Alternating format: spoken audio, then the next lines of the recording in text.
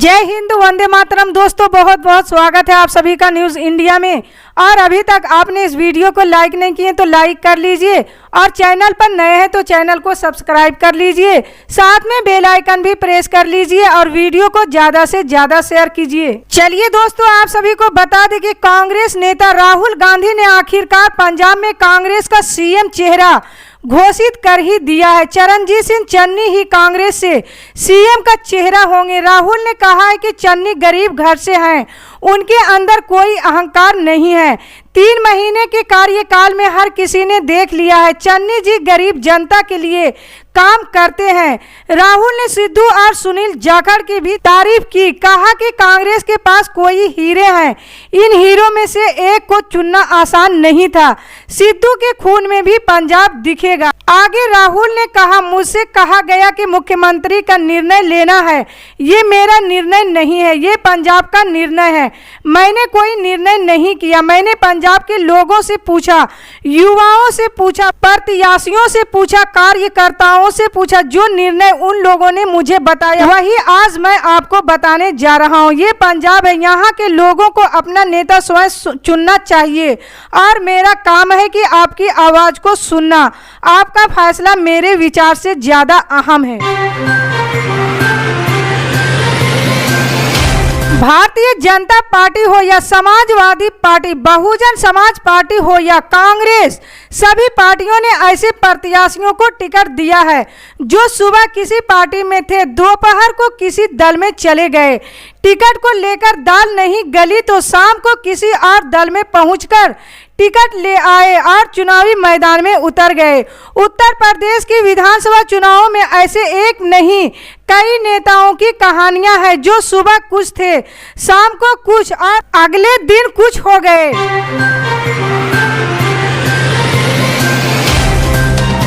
All India Majlise Ittehadul Muslimeen ने रविवार को भागीदारी परिवर्तन मोर्चा के तहत अपने प्रत्याशियों की 11वीं सूची जारी कर दी है। उत्तर प्रदेश विधानसभा चुनाव 2022 के लिए पार्टी की ओर से इससे पहले 10 लिस्ट जारी की जा चुकी है। 10 लिस्ट में प्रदेश में 72 उम्मीदवारों को चुनावी मैदान में उतारा जा चुका है। 11वीं सूची को लेकर यूपी के चुनावी मैदान में AIM 79 प्रत्याशियों की लिस्ट जारी की जा चुकी है। फिल्म में पुष्पा का एक डायलॉग इन दिनों लोगों के सिर चढ़कर बोल रहा है।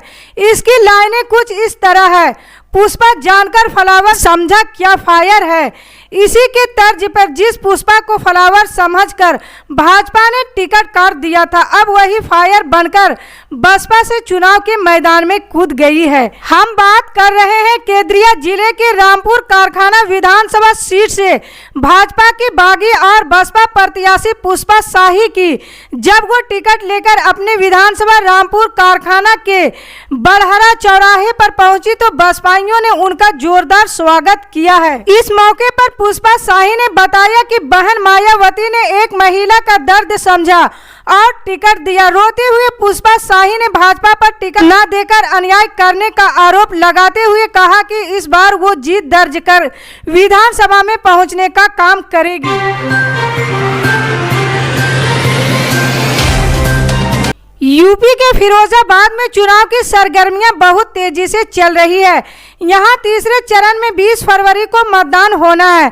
ऐसे में प्रत्याशी अपनी तरफ वोटरों को लुभाने के अलग अलग तरह से प्रयास कर रहे हैं। वहीं फिरोजाबाद शहर सीट से निर्दलीय प्रत्याशी रामदास मानव अजब गजब हैं। वो खुद अपने बदन को बेड़ियों में जकड़कर लोगों से वोट के साथ नोट मांग रहे हैं। रामदास क्षेत्र में प्रचार को उतरे हैं। दरअसल रामदास मानव चूड़ी जुड़ाई श्रमिकों के नेता हैं और इनका कहना है कि चूड़ी जुड़ाई मजदूरों का शोषण हो रहा है। चूड़ी जुड़ाई मजदूरों की हालत खराब है और मजदूरों के हालात ठीक करने को लेकर ही वो चुनाव में उतर पड़े हैं। साथ ही उन्होंने चुनाव चिन्ह मिला है चूड़ी। रामदास मानव अपने चुनाव चिन्ह चूड़ी का प्रचार करने के लिए लोगों के बीच जा रहे हैं। रामदास मानव खुद भी श्रमिक हैं, इसलिए उनके पास इतना धन नहीं है, वो चुनाव में खर्च नहीं कर सकते हैं। अजीब ये है कि वे लोगों से एक कटोरा लेकर नोट और वोट दोनों मांग रहे हैं। संक्रमण के मामलों में तेजी से कमी आने के बाद बिहार सरकार ने 7 फरवरी से स्कूल कॉलेज खोलने का फैसला लिया है। प्रदेश के सोमवार से सभी शिक्षण संस्थानों को खोल दिया जाएगा। मुख्यमंत्री नीतीश कुमार ने ट्वीट करके इसकी जानकारी दी है। आपदा प्रबंधन समूह की बैठक में रविवार को कोरोना संक्रमण की स्थिति की समीक्षा की गई, जिसके बाद फैसला लिया गया है कि 8वीं कक्षा तक के सभी विद्यालय 50% क्षमता के साथ तथा 9वीं से ऊपर की कक्षाएं 100% उपस्थित के साथ खुल सकेंगे। साथ ही सभी विद्यालय और कोचिंग स्थानों को भी 100% उपस्थित के साथ खोलने का फैसला लिया गया है। बिहार के मुजफ्फरपुर में पुलिस को बड़ी कामयाबी हाथ लगी है। यहां पुलिस ने छापेमारी के दौरान 10 अपराधियों को गिरफ्तार किया है, जिसमें एक कुख्यात अपराधी भी शामिल है। बता दें कि पुलिस ने एक बड़ी डकैती की तैयारी में जुटे 2 अपराधियों को 9 केन बम के साथ गिरफ्तार किया है, जो एक बड़ी डकैती को अंजाम देने वाले थे।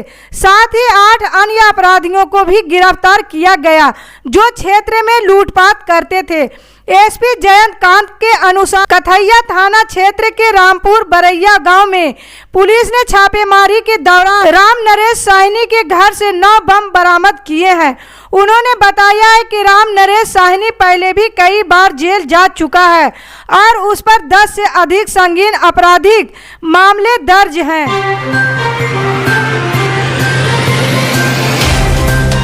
कोरोना संकट को लेकर हो सकता है कि आने वाले दिनों सुप्रीम और हाई कोर्ट में महत्वपूर्ण मामलों की सुनवाई का लाइव प्रसारण हो।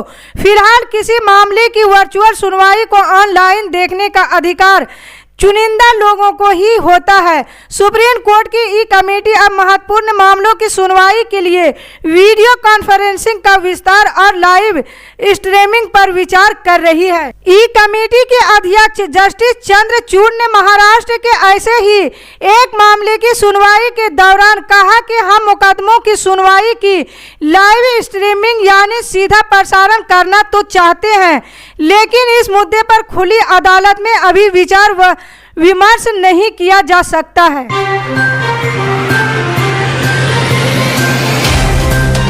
लता मंगेशकर के निधन पर देश में भावनाओं को ज्वार उमड़ पड़ा है।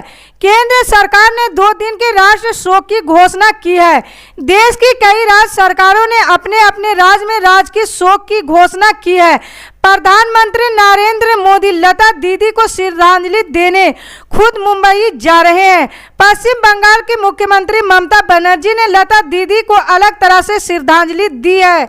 ममता बनर्जी ने लता मंगेशकर के निधन पर शोक व्यक्त करते हुए घोषणा की, पश्चिम बंगाल में अगले 15 दिनों तक सार्वजनिक जगहों, सरकारी इमारतों और ट्रैफिक सिग्नल पर लता मंगेशकर के गाने बजाए जाएंगे। लता मंगेशकर के निधन पर देश में शोक की लहर है। नेता, अभिनेता, खिलाड़ी या आम नागरिक हर कोई लता मंगेशकर के निधन से सदमे में है। उनके जाने से गायकी की दुनिया को बड़ा झटका लगा है। उनके सभी चाहने वाले उन्हें याद कर रहे हैं। इसी बीच फिल्म अभिनेता और राजनेता शत्रुघ्न सिन्हा ने लता मंगेशकर के निधन पर दुख जताया और उन्हें याद किया। उन्होंने एबीपी न्यूज से बातचीत करते हुए लता मंगेशकर से जुड़ी कई यादें साझा की है। अगर आप ट्रेन से सफर करने का प्लान किया है या फिर आपने रिजर्वेशन करा रखा है, तो रेलवे ने आज करीब 750 से ज़्यादा ट्रेनों को कैंसिल हो गई है। 6 फरवरी 2022 को रेलवे ने कई ट्रेनों को कैंसिल किया है। बता दें कि कोरोना काल में रेलवे पहले भी कई ट्रेनों को कैंसिल करता रहा है। इसके अलावा ट्रेनों का संचालन इस समय सीमित संख्या में किया जा रहा है। रेलवे की ओर से हर दिन कैंसिल ट्रेनों की लिस्ट जारी की जाती है। अगर आपका भी ट्रेन से सफर का प्लान है तो उससे पहले कैंसिल ट्रेन की लिस्ट जरूर चेक कर लिया करें। रेलवे की ऑफिशियल वेबसाइट पर भी आप ये लिस्ट चेक कर सकते हैं। 10 फरवरी से शुरू हो रहे उत्तर प्रदेश विधानसभा चुनाव की तैयारियां जोर शोर से चल रही है। पहले चरण में 11 जिलों की 58 विधानसभा सीटों पर मतदान होगा। इनमें आगरा, अलीगढ़, बागपत, बुलंदशहर, गौतम बुद्ध नगर, गाजियाबाद, हापुड़, मथुरा, मेरठ, मुजफ्फरनगर और शामली शामिल है। बता दें कि ये पहले चरण में कुल 623 उम्मीदवार मैदान में उतर रहे हैं। इसी तरह की पल पल के अपडेट जानने के लिए जुड़े रहें हमारे न्यूज़ इंडिया के साथ।